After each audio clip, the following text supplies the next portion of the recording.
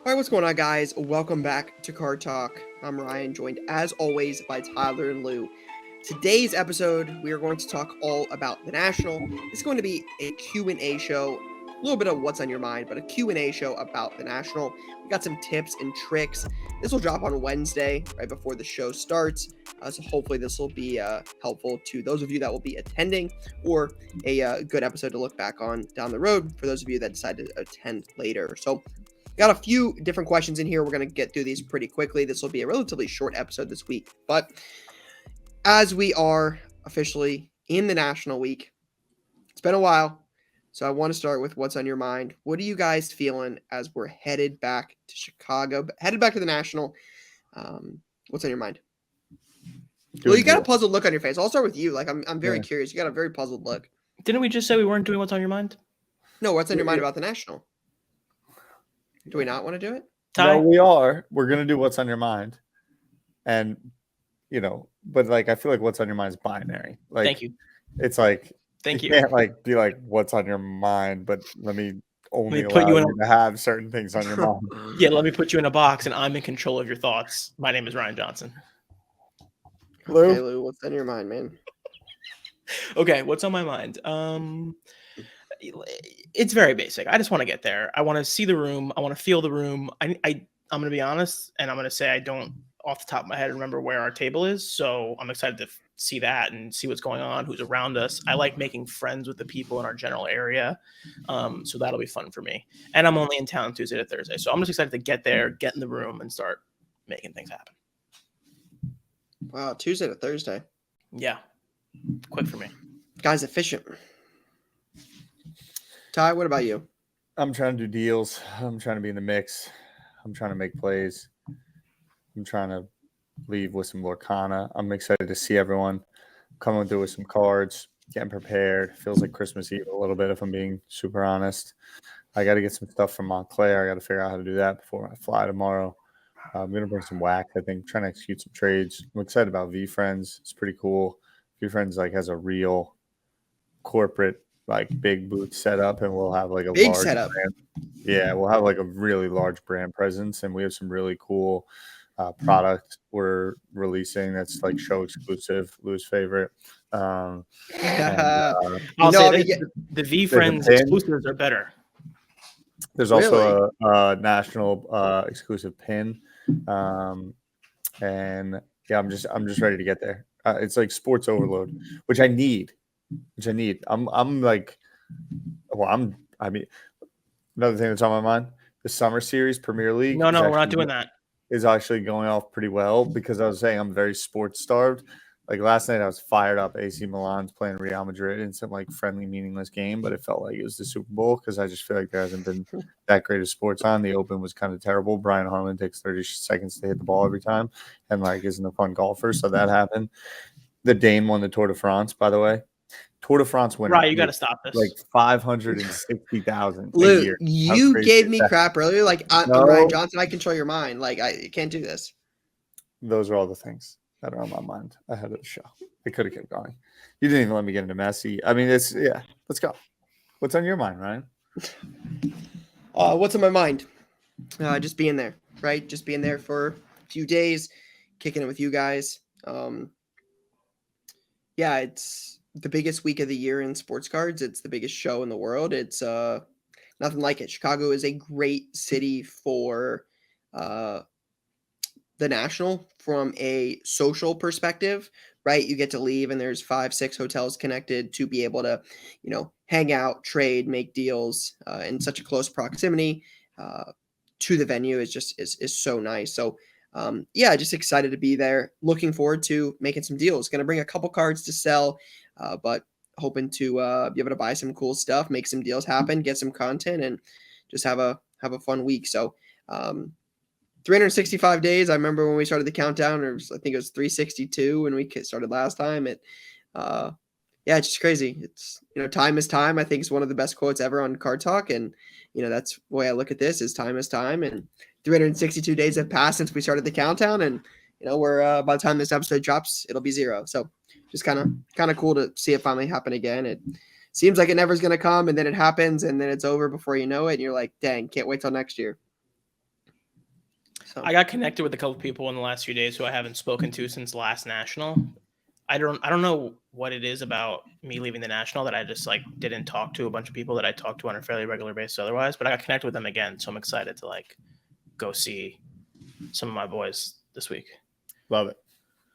awesome. Love it. All right. Jay dropping a good one about our friend Cruz. All right. I hope I see him. I hope he's there. Yeah. Kid's a legend. Better be. All right. So I have a bunch of questions. I want to try to get through some of these a little bit quicker than others. I will start with a good one. One I want to get answered because Jay, so we should start with this. Jay.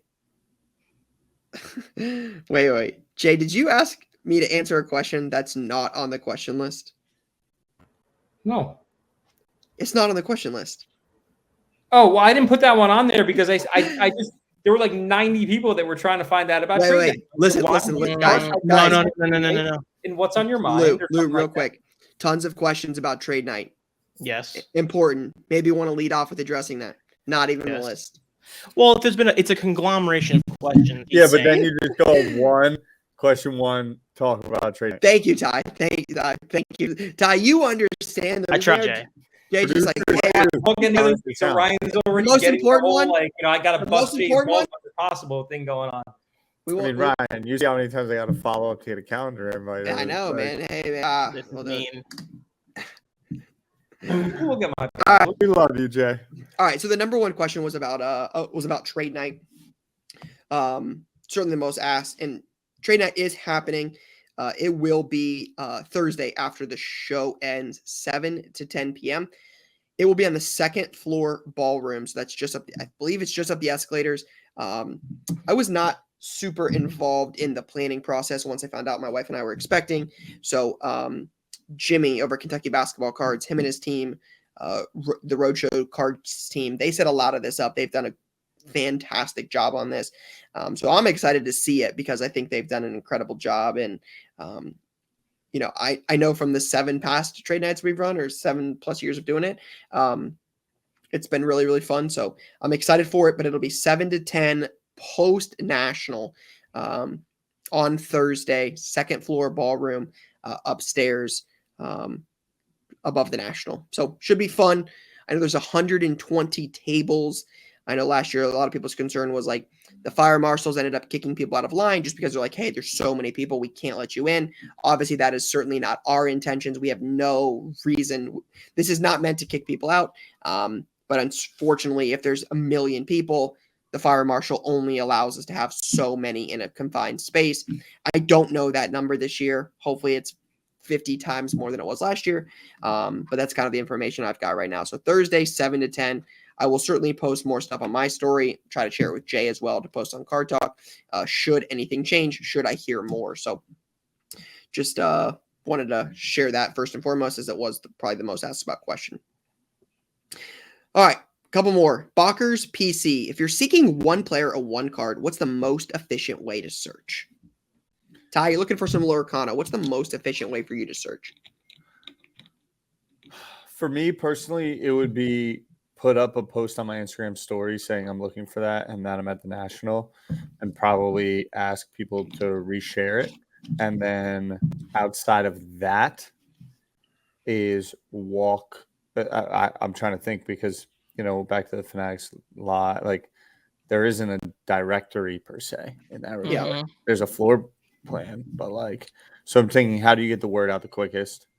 Tag, put it up in story, tag 5 dealers, they'll probably reshare it, start to get some inbound, let people know that you're there. People are going back and forth chattering on that on IG during the show, but otherwise just walk and ask and just walk up, just say the word, like boom, boom, boom, just walk up to the dealer, say, boom, no, keep it moving.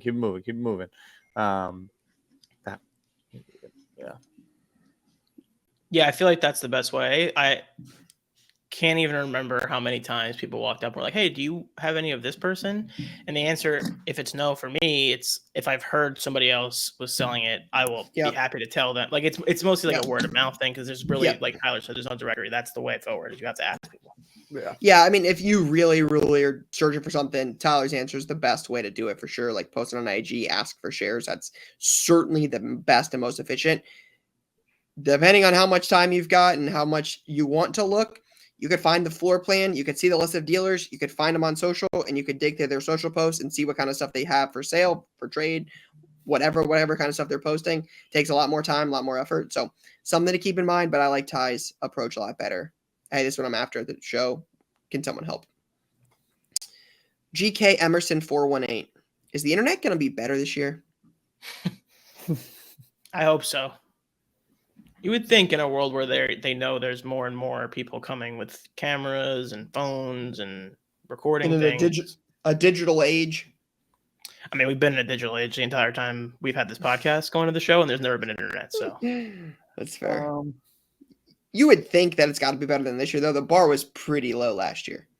Yeah, but it's just like so many people in an indoor place. Like it's hard. Like you go to you mean some, a big like, cement real building with sports thousands stadiums. of people?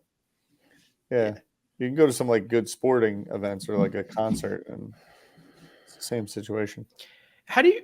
Like how Jet does Stadium? I guess Jet Stadium has Wi-Fi that you can like connect to. Yeah, but is hit and miss when you go to a Jet game. Yeah. I have a general question about how like the internet works on phones when it's in a crowded area like that, but that's not for this podcast. Yeah, I don't. What is it like? Why is it that yeah. when there's so many people, it stops working? Why? We're gonna have to figure that one out. Somebody get Edison on the phone. Yeah, or Nicole. 615 Sloan Bass. How do we get white or black boxes for our redemptions? So in the past, it used to be wait in line, a big redemption line, and when it was your turn, Panini would look at your redemptions, and they would swap out stuff for cards of fair value. They would swap out for white or black boxes, etc. I don't believe that's how it works anymore. I am not Panini. I do not know Panini's policy up and down in terms of this, but from my understanding, they have appointments online that were able to be filled where you could meet with a Panini representative. They would go over your redemptions and they would replace it. I know there was like social posts about it, either IG, Twitter, etc. But they posted it out and it's like, hey, if you want to schedule something to meet with us about these, this is where you can schedule. I think you can actually do it in the Panini app as well. I think it's under like, I was looking around there the other day and I think you can do it in the app. But that is, again, whether they're giving out black boxes, white boxes, that I don't know. That is just how the redemption process has worked in the past year or so, compared to how it worked in the past. How is it possible that on Panini and Topps' Instagram, there's not one post on either page about here's what's happening at the National with us? I gave you the same criticism 6 days ago. Said the exact same thing, and you're like, yeah, but maybe the week of. And that's, I think about the same thing. I'm like, how are you going to the biggest show in the world and there's no teasers, previews, hype? There's nothing. There's no build up to this. I cannot believe it. Any company. Strange. Panini America blog. Let's see. You don't see it on Panini. You don't see it on Topps. You don't see it on Panini weekly redemption card updates. No, you don't. Yeah, I mean, in the past, there's always been like, hey, this is a preview of what the patches look like. This is a preview of what the autos look like. This is a preview of what the numbered rookies like. Is there a Victor Wembanyama rookie card? It was a big chase in Zion in 19. I went back and watched the Chicago vlogs. I sent you guys a clip. Like, I went back and watched the vlogs. We were chasing Zion in those packs. Zion was a big deal then. Is Victor will be a big deal? Is he going to be in there? Don't know. It's interesting. Yeah, that's wild. That's very strange. Seat picks and cards. Tips on selling to dealers. Tips on selling to dealers. What I would say is read the room first. And what I mean by that is dealers, vendors paid money to have those tables. And they are set up as a storefront. And that means when people are engaging with them at their booth, those are potential customers of purchasing from them. And a lot of times I'd say the call outs are don't walk into someone's home and act like it's your home. Yeah, you own the place. Yeah. 100%. And so if you're looking to sell something to a dealer, again, understand if they're in the middle of a conversation, don't just jump into it. Yeah. Understand that if they're in the middle of a conversation, let it finish. Understand that the top of a case on a table is real estate that was paid for. You can't just go and put your stuff on someone else's real estate and set up Without shop. asking. You can't go pitch a tent on someone's front yard. Correct, without asking. And so those are the things that I would just look out for, because while it probably happens a lot, the dealer, when they do wrap up that conversation, is probably less open-minded to giving 45 seconds or a minute of checking out what you got. There's always hey, people do the song and dance. Let me see what you got, versus are you looking for this? Are you looking for this? And if you come over and kind of rub someone the wrong way, even if they're not really that perturbed, they're probably less likely to engage in that convo and maybe get a sale off. So those would be my watch outs. And then there's probably some more offensive things, sales minded, that you guys can maybe talk about. But I would those are like the important things when you roll up to, I think, a table, to not get someone like kind of just irked off. Yeah, I think Tyler said everything that's like a courteous thing. Like, hey, I see it a lot. Like, the one thing I see a lot at the show where I like irk a little bit is like, hey, how much is this card? Lou brings up a card and wants to sell it to me, and I'm like, hey, how much do you want for this? And Lou's like, I'd like $500. And Tyler, as a bystander, goes, oh, that's a good price. I might buy it for that. And like gets involved in somebody's conversation between A and B. Like, that drives me absolutely nuts. Like, Yep. I'll be in like going through a dealer's cards and I'll be looking and somebody will do that. I'm like, oh, don't do that. That's terrible. So that, but like, I think one of the more obvious things with just to answer the question, truthfully, Tyler gave great courtesy advice, I would say, is know what you want for things. Know what you want. If the internet doesn't work and you have a box full of stuff and the dealer spends 20 minutes going through your box and pulls out 40 cards and he says, hey, how much do you want for these? And you're like, let me look. And he has to spend more time waiting on you to price. You've got to look. The internet doesn't work. You'll just come back. You've just wasted 20 or 30 minutes at the busiest card show in the world for a dealer that has only a finite amount of time and a finite amount of resources and paid to be there. Have an idea of what you want for things. That's the one thing I'll say is so many people would come up to us last year and be like, hey, I'd like to sell this card. Awesome. Like, how much do you want for it? Not sure. No idea. Yeah, I just think in general, you need to be very honest about what you want to sell it for. Like, have a real number. It's also going back to what Tyler was saying, like, and what you said, people paid to be there. They are there to sell things. They are not necessarily inclined to pay full sticker price for your car that you have, which understandably, if you're walking in with 2 or 3 cards you want to sell, you have a lot of like mental value on those things, but you have to understand that those people are there to sell. So if you want to sell to them, you kind of have to play by their rules a little bit. Yeah, and again, there's a lot of dealers. Somebody might be willing to pay more than others. Some people have more liquid cash than others do. Some people have more free capital. Doesn't mean they're bad if they don't want to buy it. They want to pay more. You're more than welcome to feel out offers. Just also know one thing I hate is what some people will do is they'll walk around and say, hey, how much are you giving me this card? And they're like, what do you want for it? 1,000.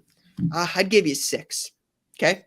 Then there's, okay, I'll think about it. And then they go to every table in the room and they come back to you and they're like, okay, I'll take 6. Well, that's not how it works, right? If you decline my offer and then walk away, or you counter my offer and then walk away, if it happened on eBay, that offer's not there. Now you go field it to everybody else. So that, to me, one thing I'll say is if you make somebody an offer and you think about it, just know when you leave the table, it may not be the case, but assume the offer is gone. Yeah, you got to start from scratch when you walk away from the table. So just point. It takes time, but that's a good one. Again, that's really good. A lot of people are there. A lot of people that set up this are very nice, respectable, reasonable. We all use the same things. We're all trying to do a lot of the same thing. You get out what you put in. So you go in with good vibes, good energy. You're respectful and courteous. You'll get the same back. This is probably a Lou specific question. It doesn't say, but I would imagine it's a Lou specific. It's from Base Breaks. He says, do you think Josh Allen's market will heat up during or post national? Objectively speaking, yeah. The Bills are like a Super Bowl favorite. I wouldn't necessarily consider them to be a good one, but people are very into Josh Allen. They're very into the Bills. I think there's an outside chance they sign Dalvin Cook now, which would heat it up even more. Running backs don't matter though. They don't, but they matter for making your team better. Yeah, especially when one of them gets hit by a jet ski and has a serious, It's like such an unlucky, terrible situation. Maybe they should trade for Saquon. But no, seriously, I think it's fair to say that Josh is considered the second best quarterback in the NFL. I wouldn't say that, but Really? No way. Behind who's Joe the Burrow, second best quarterback in the NFL? Joe Burrow. I think there'd be a conversation. Some people would have that conversation. It would definitely be 75-25 Joe Burrow. I think I'm like, I don't think Josh Allen's going into the national with like that much hype or like. You could argue that he's on the downturn. That's what I'm saying. I just think like since that last game and the blow up, like I think he has to do some things on the field. I think the first 8 games, like before the buzz gets back. Look, this is a big season for Josh Allen. A first round exit, a second round exit, anything short of a Super Bowl is not good for Josh Allen this season. It is not good. It's gonna get late early for Josh Allen if we keep having these same. We don't win MVPs. We don't win any other major awards. We don't make it to the AFC Championship in football or in the NFL. Mm-hmm. Like. These things are going to start piling up quickly, and you're going to be 6 or 7 years into Josh Allen's career, and you're going to be like, what has Josh Allen accomplished? And the list will be a lot of passing yards, a lot of touchdowns, regular season wins. That's going to be it. You know who else did that? Tony Romo. There's a humongous list of people that did a lot of those things. So if you were starting a team tomorrow, and Josh Allen's high on the list, very high. Hang on, Patrick Mahomes is off the board. You have the number 2 pick. Joe Burrow, for sure. No question. Okay. No question. Yeah. Fine by me. And T-Law might be in the conversation. Hurts. And I was going to say Hurts. Yeah, T-Law. No, the guy was in the Super. You're confusing me now. He was in the Super Bowl last year. You don't think T-Law? No, me. I think T-Law is above Hurts. Yeah. If I was making a list, I would go. Where's Jay Allen out there? I think Josh Allen or Hurts are the next 2 on the list. I'm taking T-Law over those 2. But they're top 5. Herbert's probably pretty. Kirk Cousins. Yeah. How about 12 the Jets quarterback for the next 13 3 years? He's not going to be there 3 years. I'll give you 2. He might have made a comment about it. 3. Yeah. I mean, you see the way you see. Hold on, we saw the Garrett Wilson catch, but did you see the no look off throw? That made the linebacker think the ball was going over there and it was going over there. It's getting a little spooky. I think we should do a top 5 list in the coming weeks on Car Talk for the record, because I might be too high on. I'm maybe going too far the other direction. Yeah, that if Lou is like, I'm taking Josh Allen second, the Car Talk is like broken. I'm just saying the world at large. Maybe I'm just in fantasy brain, but like Josh Allen. Who'd you take? My top 5 would be Mahomes, Hurts. Wow. Burrow, Allen, Lamar, Trevor. Okay, that's fine. You just have Hurts higher. Yeah. What about a guy from Los Angeles? 6, 7, 8, like Midbird. Oh, Midbird. Yeah, the way you guys talk about Josh Allen is the way I feel about Justin Herbert. Show me. Big year for a lot of people. Big year for a lot of guys, actually. All right. This is a personal question. I'll answer this one quickly. Text and card breaks. Ryan, are you going to rip 1,000 gold packs again like you did in 2018? No. Gold packs were much, much easier to get there. They made a lot more of them. And cheaper, I would imagine. Yeah, things are very different now. Gold packs are much, much, much more expensive.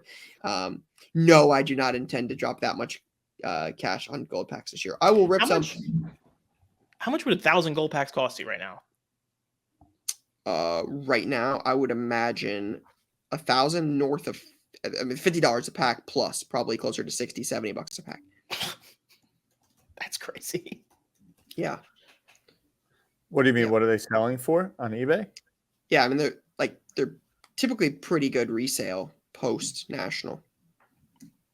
I mean, silver packs from like last year's national, I think we're doing like $35 or $40 at one point post. $40 sold yesterday. Yeah, there you go. Gold or silver? Gold. Okay, there's a gold pack for 40. So in the moment, they'll be higher, especially if Victor's in it. Yeah. Michigan collectors. Is it safe for a teen to carry a decent amount of cash around? A teen, is it safe for a teen to? Yeah, I mean, Ryan, my answer is yes. Yeah, I took a few $1,000, my third or fourth national in. There's definitely tips and tricks for that. You know, I think one of the big thing is like you don't want to flash it, like you're not trying to make it known. I think when you grab cash out of your book bag or your pocket, whatever, you do those things very discreetly.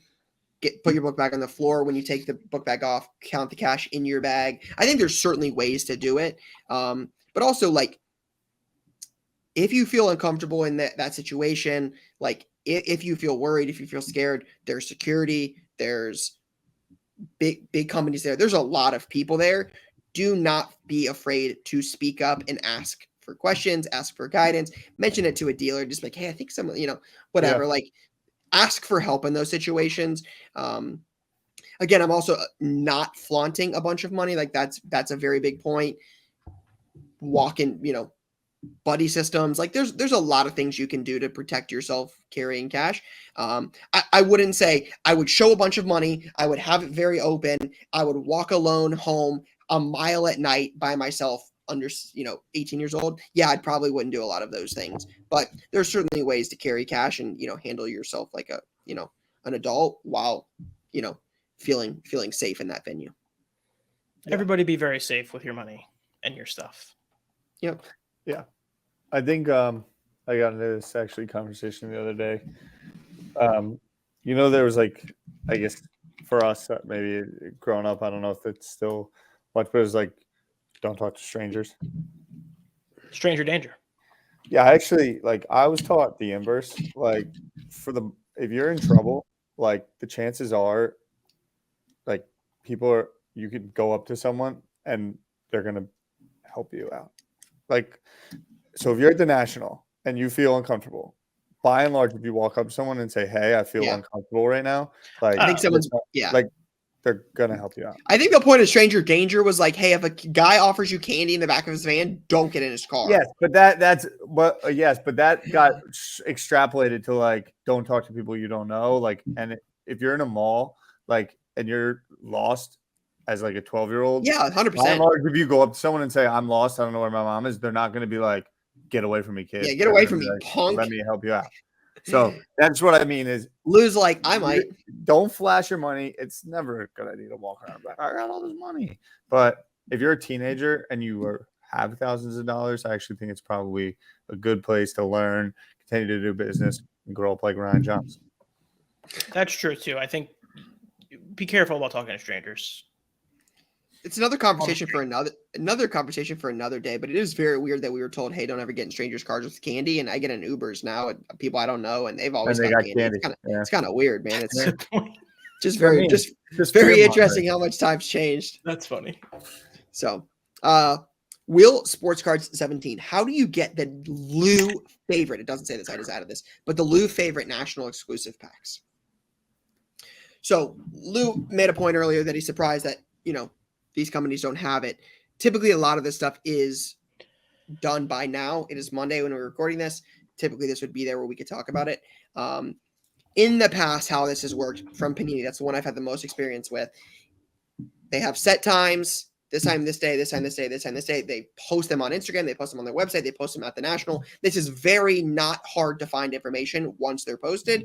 But it says, hey, if you buy this box, this box, this box, or this box, you could get X number of packs. Last year's Chronicles Draft Picks was one. It was like 2 or 3 packs. You had to go to like one of the certified dealers there, the David Adams, the Blowout, Steel City, Chicagoland, etc. You say, hey, I'd like to buy one of these packs. Those companies will have those boxes marked. They'll tell you as well, hey, these packs qualify for Panini's promotion. You buy one of those boxes from them. They typically give you some sort of like sticker or whatever with the box. You go over to Panini at those designated times, wait in line. They cut the box wrapper off, take your sticker, and they say, all right, here's your couple packs, and you walk out of line and you're good to go. It's typically how it is. Very straightforward, very easy. Does not take a lot of it's not very confusing. If you have questions, ask anybody at the Panini booth, ask somebody at one of the corporate booths. They'll help you. It's not hard. Leaf has some stuff. Wild Card has stuff. Topps will have stuff. There'll be a lot of tables with, show exclusive things. Everybody's different on how they do them, when they do them, etc. But it's typically you go up to one of those booths and say, hey, I'd like more information about how to do this. They'll explain it in 60 seconds and you'll be good to go. It's not super challenging. Yeah. It'll be posted somewhere. Once everyone gets there, you'll be able to find it. It won't be hard to find. This is from C Bill Sports Cards. Is 70% of comps too much to ask? Depends it's on a very card. Exactly very case by case. Yeah. 70% on a LeBron James exquisite patch auto is a very good deal. 70% on a base card of nobody from 5 years ago. Maybe a little bit harder to sell. So it just depends on what it is. You can always go down. You can't go up. This is true.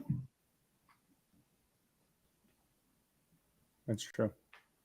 Right? If cards worth 100, it's easier to say 85 and take 75 than it is to take 70 and take 75. Yeah, and also the reality is, just calling it how I see it, for the most part, no matter what number you say, someone's going to say a lower number. We got a great example of that not happening on this show. A very famous case of not happening on this show. That's not true. Well, because Jay's a good guy and wants to do a fair deal, but a lot of people will try to nickel and dime you for every penny. So no matter what you say, expect a lower number. That's a great negotiating tip. We can call it what it is, but that's a good negotiating tip. If you want to nickel and dime people, that's what you're going to expect. Well, I don't know about nickel and dime. I mean, if you run a business, right. But if the card's valued at 100 and I come to you and I say, I'll take 75, I'll take 70 for it, and it's a liquid card, some people would say 55, no matter what happens. Ryan's one of those people. So you say 80. Sometimes. Depends on what it is. I don't know. And who are you doing a deal with? 55's a little low. Depends on who you're doing the deal with. Yeah, or am I spending $55 or 30 grand? Like, there's a ton of variables. You know what I'm saying. The global point is what you say. People are probably going to say a lower number. Bless you. But yes. My bad. But yeah, that's why I think it's easier just to start at, 5-10% above what you want, knowing you're willing to negotiate. But, if it's worth 100, I'm not saying, hey, I'll take 130. Well, they can see the last comp's 100 and they're like, yeah, we're not even close. They're just going to pass. So that's why, again, knowing what you want, knowing your price ahead of time will make it a lot easier. 100%. And speaking as a guy who's gotten ripped off on many a deal, feel confident in your number before you walk into the deal. Very, very good point. Central Valley Cards says, this is my guy, Garrett. How do you get a wife to attend a national? All right. Yeah, I mean, I guess it depends on how committed or invested your wife is. My wife was very interested in going, likes to be there, likes to be a part of it. Like, she loves it. So it was not very hard to convince Reg to go. But back in the day when I wasn't doing this full time, things were different, and we hadn't been building it like we are now. In Atlantic City, it's like, hey, there's a beach and shopping, and that was a little bit of a different sell. So there's other ways that way, but takes some convincing, takes some money, takes a few things. It's not the easiest sell in the world. And you have to accept, the reality is they most likely don't want to spend the entire time in a convention center. So you got to find some other things to do in the city you're in. And you got to give up on a trade night one night to go to dinner or to go to a Cubs game or to go to whatever. Compromise. It's like marriage. It's a good call. No Cubs games this White Sox play the Guardians. Electric matchup. Actually, my boy Flo is in town because he's doing the production for the Sox game. It might be Friday night Apple TV. Is that how baseball still works? That's correct. So he does Apple production on Apple TV. Baseball, he's doing the Friday night and then coming to the show on Saturday. All right, last question as we wrap it up. Drew B's sports cards. What is a must for a first timer? Come by the Card Talk booth. I mean, that's the easiest answer. Go to Ryan's trade night. Show exclusive packs. I think you should experience a long line. Like, I think it's fun. I think it's funny. If you like, I'm a guy who likes the people watch. So like standing online for an hour at PSA and just watching all the characters is one of one experience. You can't replicate that. My single advice to that is do as many deals as possible. Actually, get the experience. Yeah. Get the experience of getting deals done. You're not going to come out the winner on all of them. But, you know, trades, some sales if you're bringing some cards, like get some deals done. I think it is one of the most exciting, intoxicating, and best form of learning that can be applied across a lot of this areas of life. Put yourself in uncomfortable situations, essentially. I give some advice, but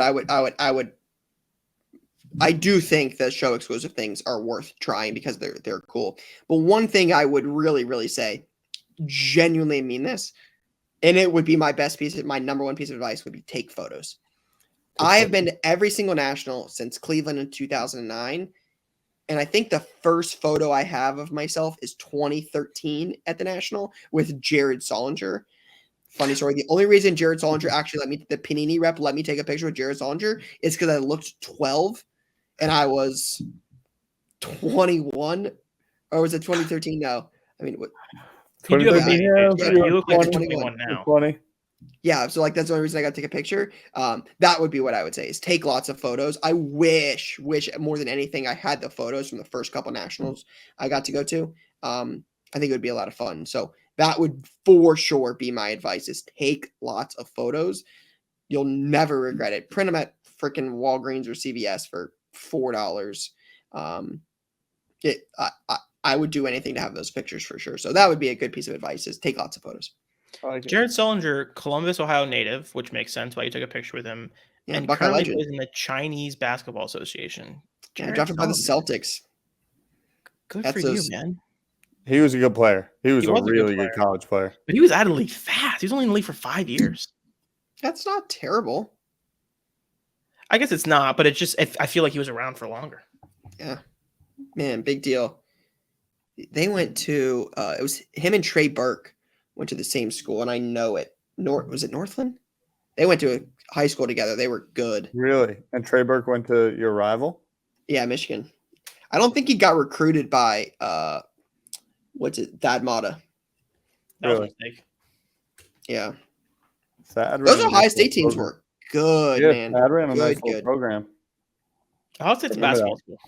We know that. Who was the white boy point guard? Aaron Kraft? Aaron Kraft, yeah, my guy. That was like for 20 years. And deloading, right? Yeah, deloading was our first really big name.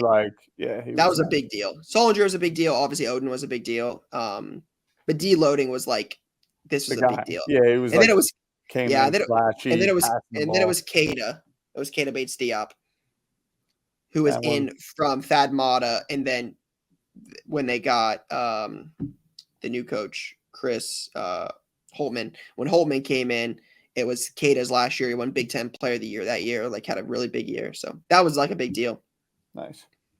And then they got that kid that just got drafted by the Jazz. That's going to be good. Bryce Sensabaugh. But yeah, I mean, not quite football. Yeah, I got to tap back into college basketball. But Best. college football this year. We're getting closer, boys. We're getting so close. The Jets have a preseason game in like a week. Yeah, there's the NFL preseason game kicks off next weekend with the Jets are in the Hall of Fame game. Yeah, the Jets Browns. I think it's gonna be a lot of Zach Wilson in that game. Zach Wilson cards. I like that. Terrible. Latest preseason rankings. All right, we got to go. Stay tuned though. Stay tuned. Card Talk live from the National. Bonus episodes dropping multiple times throughout the week, so make sure you guys check those out. Come say hi if you're going to be in Chicago at the show, though, for sure. Booth number, Jay? You know the booth number? The case booth number 689, 691. Here we go. What is one thing that comes to mind that you want to pick up at the show? Bulk slabs is a good one. A Donnie Nicky auto is always great. I don't have like one card I'm like, I gotta get this. If I see something cool, if I see a Jon Snow, Amelia Clark dual auto, or like Kit like Harington, that. Amelia Clark, I like that. If I see like a Harry Potter auto, I like that. Like something cool, like again, like the stuff I pick up for the PC now is like unique things I can't find anywhere else. Like a couple years ago, I picked up in Chicago 2 years ago, a Jim Kelly 1 of 1, like shield patch auto, like super cool old school patch on card auto. And it was like under $1,000. I'm like, this is super cool because I can't find this anywhere else. Those are the kind of cards I like picking up. So unique, random, rare stuff like that for sure. Lou? You know me. I like to walk in and feel and see what I find. But if anyone has Jose Altuve, I like to know what's going on in the room, and that determines what I buy. But if anyone has Jose Altuve, if anyone has Garrett Wilson, if anyone has Sauce Gardner, come see your boy. And Mark Sanchez always. Duh. Love that. I gotta pick up some art box, some Harry Potter. You've been talking about it for so long. You have to just get something. Yeah, you gotta make a play to get a taste, and then you'll get. I feel like I'm gonna leave with some sick stuff. That's how I feel. My number one goal is to grade my the bowling guy cards that I have, and I need to grade Weber. Yeah. Right. Can I ask you a random question that you may not know any answer to? What do you think a 2018 World Cup, like the jumbo box, goes for? I mean, pretty soft market right now, so I can't imagine it's insane, but it's a pretty solid box. I mean, that's Mbappe, right? So yeah. I don't know. I don't follow it enough. If I had to guess, just complete guess.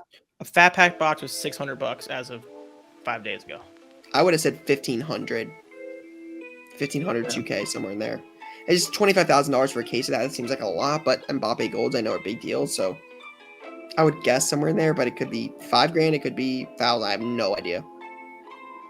Without looking, that's what I would guess, 1,500 to 2K, but I don't know. Yeah.